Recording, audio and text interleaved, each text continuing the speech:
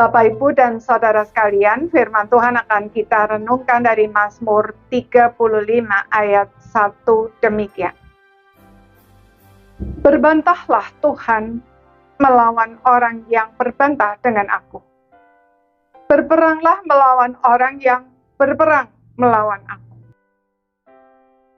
Saudara, Mazmur 35 nampaknya bertentangan dengan ajaran Tuhan Yesus.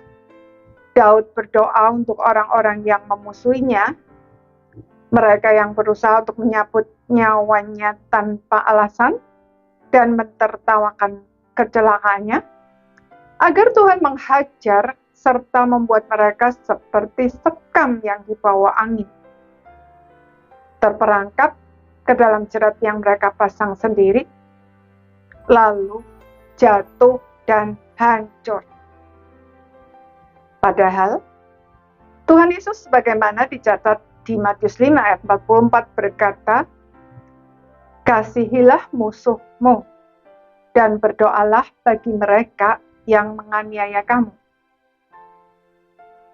Namun, benarkah kedua bagian Alkitab ini bertentangan? Tentu saja tidak. Sebab seluruh Alkitab dari Kejadian sampai Wahyu merupakan satu kesatuan yang saling melengkapi. Jadi tidak mungkin bertentangan, melainkan paradoks.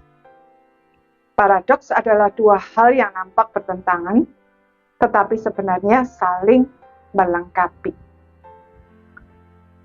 Saudara, sebagai orang percaya, kita memang sudah seharusnya mengampuni dan mendoakan mereka yang memusuhi kita, bahkan jika mereka melakukannya tanpa alasan dan sejahat apapun mereka.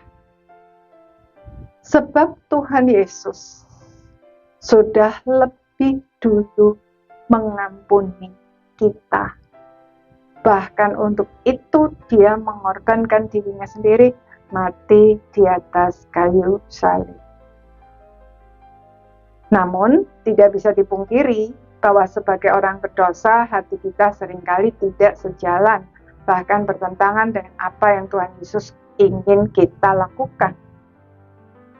Apalagi jika yang kita alami adalah seperti yang dialami pemazmur. Jika kita berpura-pura atau terpaksa melakukan firman Tuhan, padahal hati kita sebenarnya benci dan ingin membalas, berarti kita munafik. Dan hal itu juga tidak berkenan kepada Tuhan. Mazmur 35 memberitahu kita bahwa kita tidak perlu bersikap munafik. Kita bisa datang kepada Tuhan apa adanya dan berkata dengan jujur, bahkan ketika hati kita tidak cocok dan berlawanan dengan firman Tuhan. Kita bisa berdoa, "Tuhan, saya tahu bahwa Tuhan ingin saya mengampuni dan saya juga mau melakukannya.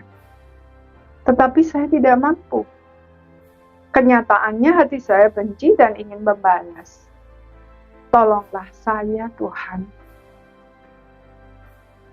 Ketika kita berani membuka diri apa adanya kepada Tuhan, termasuk segala kegagalan kita, maka Tuhan akan mengubah hati kita dari dalam. Sehingga kita tidak perlu berpura-pura dan terpaksa melakukan firman Tuhan, sehingga bersikap munafik. Saudara, hari ini apa yang saudara alami? Apa yang saudara rasakan? Betapapun buruknya kondisi hati saudara, jangan ragu untuk datang kepada Tuhan apa adanya. Curahkan isi hati saudara kepadanya dan nantikan Dia. Maka saudara akan mengalami Tuhan bekerja mengubah hati saudara dan membuat saudara mampu untuk melakukan firman Tuhan dengan sukacita. Luar biasa bukan? Amin.